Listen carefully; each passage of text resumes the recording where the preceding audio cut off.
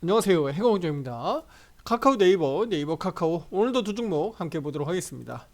자, 오늘 카카오가 마이너스 5% 가까운 급락이 나왔습니다. 4.87% 약세를 보였고요. 자, 네이버 같은 경우는 마이너스 1.28% 약세로 마감을 했습니다. 자, 우리 두 종목 모두 약세를 보였고요. 국내 증시 오늘도 추가적으로 하방 압력을 높아가면서 약세를 보였기 때문에 이 부분이 우리 네카오뿐만 아니라 국내 증시 전반적으로 많은 종목들 거진 뭐 80% 이상의 많은 종목들이 빠졌다라고 볼 수가 있는데요. 그 여파로 빠졌다라고 볼 수가 있습니다. 자, 개별적으로 보면 카카오는 핵심 자회사죠. 비상장사 카카오 엔터의 매각설이 어저께 저녁 부분에 부각이 됐고요. 이 부분을 오늘 공시를 통해서 밝혔는데 부정이 없었습니다. 그래서 이 부분들을 오늘 어떻게 봐야 되는지 그 논점에 대해서 같이 함께 보도록 하겠습니다. 자, 구독, 좋아요, 알림 설정 잊지 마시고요. 지금 바로 시작해 보도록 하겠습니다. 자, 오늘 기술적 포인트는요. 자, 여기 보시다시피 RSI를 가져왔습니다. 자, RSI 보조지표를 가지고 제가 잠시 후에 네이버, 카카오 두 종목 모두 침체 국면으로 이제 들어가고 있는데 이 부분을 어떻게 보는 게 좋은지 기술적 포인트도 잠시 후에 말씀을 드리도록 할게요. 자, 네이버를 먼저 보면요. 네이버 일단은 17만 5천 원 정도까지 열어놓고 그 다음에 아래로 내려왔을 때 여기가 앞서서 지지와 저항대가 겹쳤었던 앞서 여기 구간들이었기 때문에 이 구간에서는 또 다시 한번 지지력을 확보하지 않겠느냐라고 말씀을 드렸죠. 앞서 19만 1,500원 가격에서 반등 나오면서 그래도 여기서 좀 버텨주길 바라겠고 여기서 기술적 지지와 저항대가 이렇게 같이 겹쳐 있기 때문에 그 가능성을 우리가 말씀을 드렸는데 여기가 무너졌어요. 무너지면서 17만 5천 원대 가격이라고 보시면 되겠죠. 간단하게 말씀을 이렇게 드리겠습니다. 어제와 큰 차이가 없고요. 오늘 이 정도 수준에서 일단은 버텨냈다 정도 해석하시면 좋을 것 같습니다. 카카오로 가겠습니다. 자, 카카오는요 오늘 아주 다소 격하게 무너졌습니다. 오늘 초반에 따지고 보면 여기서 이제 공시를 했죠. 예, 실적이 풍문 보도에 대한 어떤 해명 공시가 나왔는데 자, 그 시간을 보면요 11시입니다. 그쵸? 11시입니다. 자, 한국 경제에 따른 어떤 그 보도에 대해서 몸값 11조 카카오 엔터 판다 여기에 대한 내용에 대한 해명 공시예요. 여기 보시다시피 일단은 부정이 없어요. 네, 부정이 없고요. 오히려 기업 가치 그러니까 카카오의 기업 가치 제고를 위해서 카카오 엔터에 대한 지속적인 성장을 위해서 주주들과 다양한 방안으로 검토 중에 있다. 현재는 확정된 바가 없다. 이거 뭐죠? 이런 내용들이 자주 나옵니다. 주요 대기업들 사이에서 자주 나오는 내용이라서 이거 해석할 필요가 있어요. 일단은 이걸 우리가 어떻게 해석해야 되냐면요. 확정된 바가 없다. 그런데 1개월 이내에 제공시하겠다. 이것은 뭐죠? 네, 단기적으로는 이 방안에 대해서 검토해서 공시할 수 있다는 얘기입니다. 네, 실제로 이 부분들을 이 사안들을 어떻게 하고 있다? 지금 협의 논의하고 있다는 내용이에요. 그쵸? 예, 그러니까 부정이 아니고 이거는 떻게 보면 매각에 대해서 인정한 꼴이 되는 겁니다. 예, 인정한 꼴이 된 거예요. 하지만 아직 확정된 바 없다라는 내용을 가지고 우리가 긍정적으로 해석하기는 어렵습니다. 아시겠죠? 확정된 바 없는데요? 라고 하지 마시란 얘기입니다. 그렇게 생각을 우리가 긍정적으로 할 필요가 없다는 얘기예요. 지금 이 말을 우리가 어떻게 해석하느냐면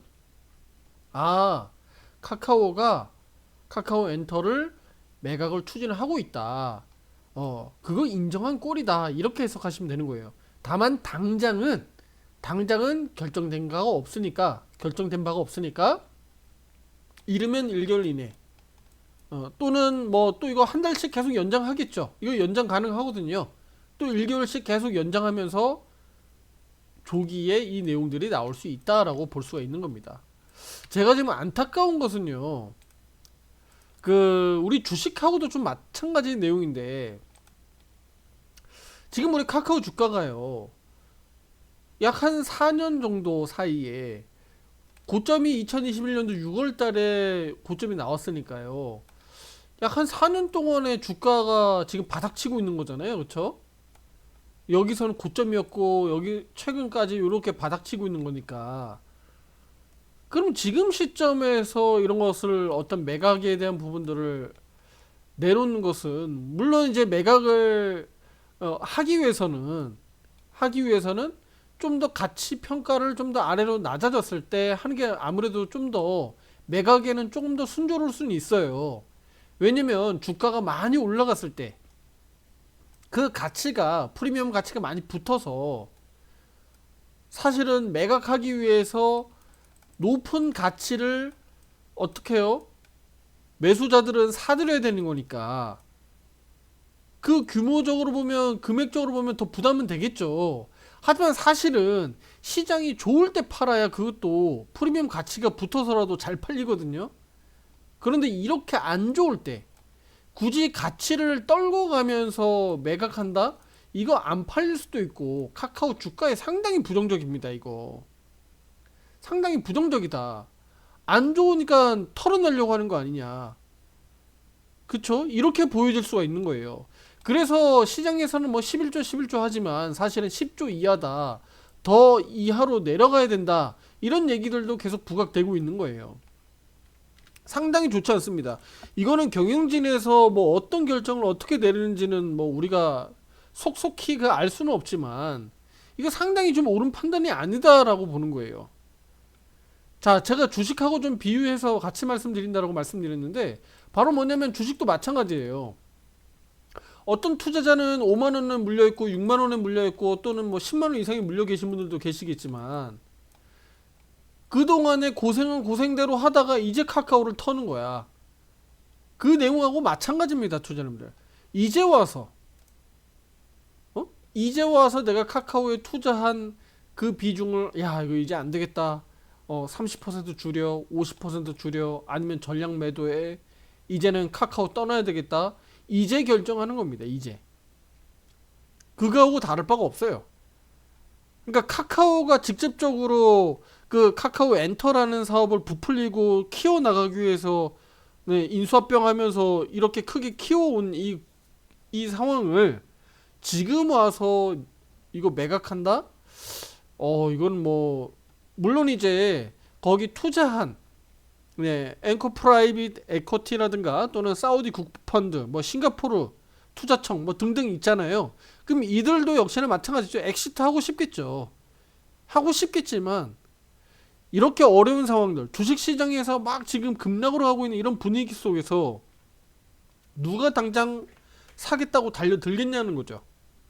네, 그래서 시기적으로는 지금의 이 매각과 관련된 내용들이 나온 것 자체가 이거 좀 좋지 않다. 네. 이 카카오 측에서 저는 이거 주식시장에 상장되어 있는 기업으로서 이거 왜 이렇게 못하는지, 과거에도 제가 여러 번 말씀드렸는데, 카카오가 이런 부분에 있어서 전혀 대응을 잘 못한다. 그러니까 주식시장에 상장되어 있는 회사를 관리를 전혀 못하고 있습니다. 네. 이런 어떤 언론사와의 어떤 이런 언론 플레이라든가 이런 내용들도 전혀 관리가 안 되고 있고요. 전혀 못하고 있다. 이게 안타깝습니다. 지금 이런 결정들은 좋지 않다. 네. 오히려 그렇게 만약이라도 매각과 관련돼서 심도 있게 고민을 한다고 하더라도, 지금은 이걸 오픈돼서 주주들에게 서한을 보낸다든가 이런 거는 좀 아니죠. 그쵸? 예. 지금 상황은 아니다라는 거예요. 그래서 투자자님들이 지금 이 점은 이렇게 보시면 좋겠고요. 카카오에서 일단은 이 내용은 나왔는데 일단은 당장은 뭔가 결정될 수 있는 부분들은 아니니까, 투자자님들은 일단은 카카오 주가도 중요하지만 일단은 우리 국내 증시가, 또 미국 증시가 단기 바닥이 어디서 나오는지, 네, 언제 반등이 나오는지가 더 중요하다. 제가 오늘 우리 유료 회원분들에게도 말씀드렸지만, 자, 바로 우리는 실적 시즌 돌입한다는 거. 그래서 이걸 통해서 우리는 주가지수 반등에 대한 실마리를 찾아내야 된다는 거. 네, 저는 포인트를 그렇게 보고 있습니다. 특히 미국 시장도 본격적으로 이제 오늘 밤부터 실적 발표에 들어가게 됩니다. 물론 이제 피크, 우리가 주로 알고 있는 빅테크 기업들은요, 4월 말 5월 초에 다 집중돼 있어요. 그래서 피크는 3월 5초지만 본격적으로 실적 시즌에 들어가게 되니까 미국도 이제는 실적 얘기들로 포커싱 해야 된다. 한국도 마찬가지다. 이렇게 보시면 됩니다. 아시겠죠? 그래서 이로 인해서 미국 증시뿐만 아니라 국내 증시에 기술적 반등이 본격적으로 좀 나오는지 주목해 보시면 좋겠습니다. 미국 증시 간단히 좀 보도록 할게요. 나스닥 100 선물지수입니다. 오늘 국내 증시는요, 직전 저점들을 경신해내면서 저점을 추가적으로 더 낮췄어요. 그쵸? 코스피 코스닥 지수. 하지만 미국 나스닥 100 선물지수는 4월 7일날 만들었었던 양봉 바닥을 일단 깨트리지 않고 있습니다. 한국 증시는 최근에 양봉 바닥이 안 나왔어요. 자, 그러면 우리 미국 나스닥 100 선물지수 기준으로 지금 이렇게 플러스 0.4%로 상승 반전하고 있는데, 역시나 제가 지금 기대하고 있는 것은 바로 그런 겁니다. 관세에 대한 부분들은 이미 상당 부분 주가 하락에 반영이 돼 있고, 그럼 미국 증시가 이제는 기술적 반등이 나오려면 관세에 관련된 완화 부분들도 나올 수 있겠습니다만, 왜냐면 각 국가에 어쨌든 관세에 관련된 부분에서 이제 원투 펀치 날려놓고 그 다음부터는 그럼 너 어떻게 할래? 낮추기 위해서 어떻게 할래? 라고 이제 협상 모드로 들어가게 되니까, 그럼 협상 테이블에서 조율을 통해서 완화할 수 있는 방향으로 가겠죠. 네, 제가 오늘 유료 회원들에게도 말씀드렸지만 큰 틀에서는 미국이 원하는 방향은 뭡니까? 미국이 원하는 방향은요, 결국은 중국입니다. 투자자님들, 포인트는 타깃은 중국이에요. 그런데 중국을 압박하기 위해서 어떻게 가는 거예요? 지도로 놓고 보면 여기가 미국이라고 치고요, 여기가 중국, 네, 한국, 일본, 아시아 있다고 치고 여기 유럽이 있다고 봅시다. 여기 러시아까지. 그럼 미국은요, 이 중국을 압박하기 위해서 결정적으로는 원투펀치를 일단 다 때리는 거예요. 아시아 지역하고 유럽하고 다 같이 동시다발로 때려놓고 어떻게 했습니까? 그러면 다 때려놓고 다 죽이겠다는 건가요? 말이 안 되잖아요. 이 중국을 흔들려면 어떻게 됩니까? 물론 잘 흔들리지 않지만 이 양반들은, 네, 역사적으로 볼 때 심리적으로 흔들려면 어떻게 해야 돼요? 네, 원투펀치 다 똑같이 때려놓고 이 유럽, 아시아 이쪽으로 완화해 주는 거죠. 그쵸? 완화해 주는 겁니다. 그러면 어떻게 될까요?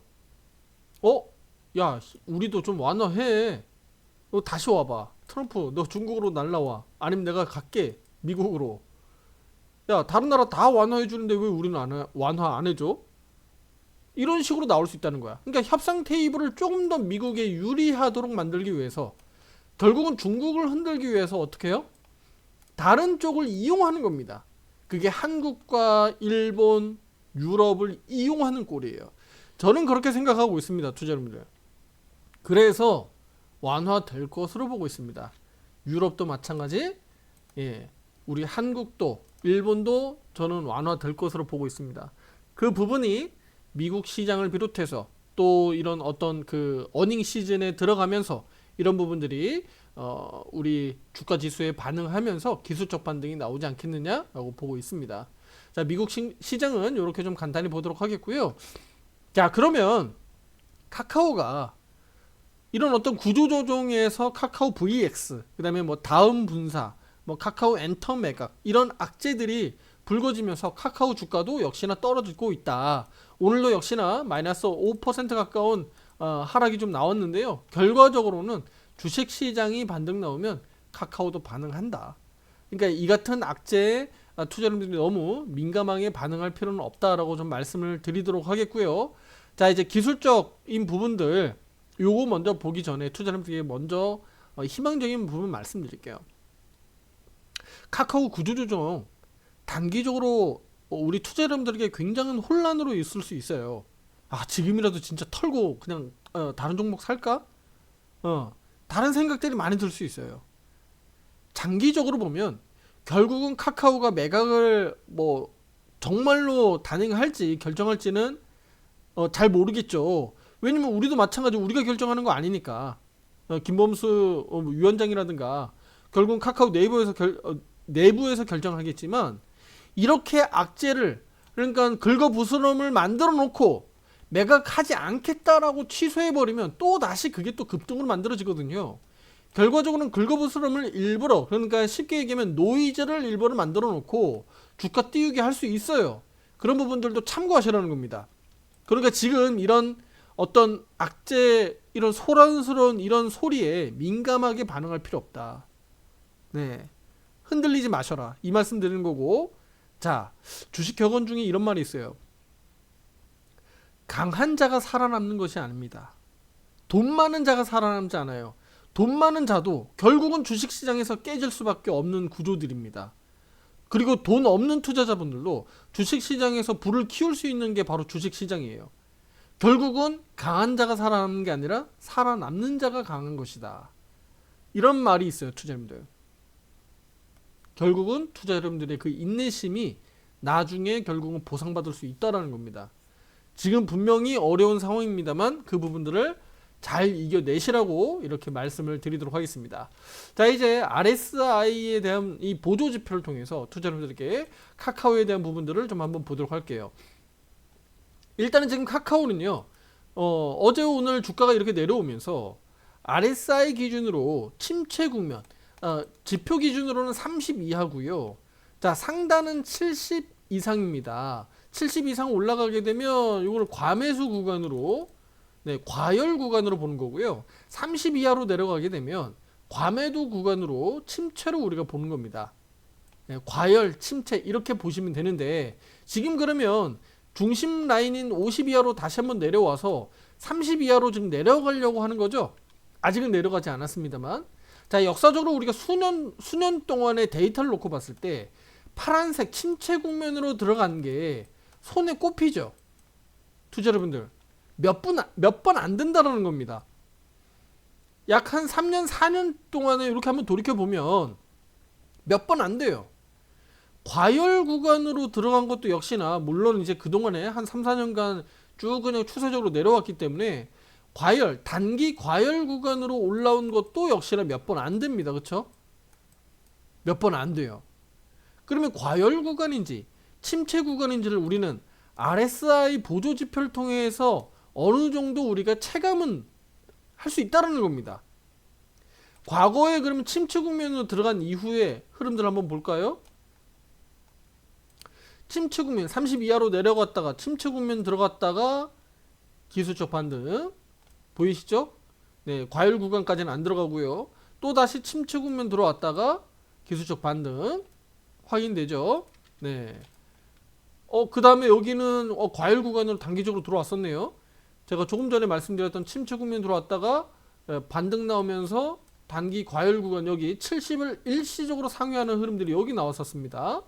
그쵸? 여기 구간으로 볼 수가 있어요. 그리고 다시 한번 내려가서 여기 침체 국면으로 다시 연거푸 들어가는 흐름들을 확인할 수가 있습니다. 자, 그리고 나서 언제 2023년도 4년도 한번 볼까요?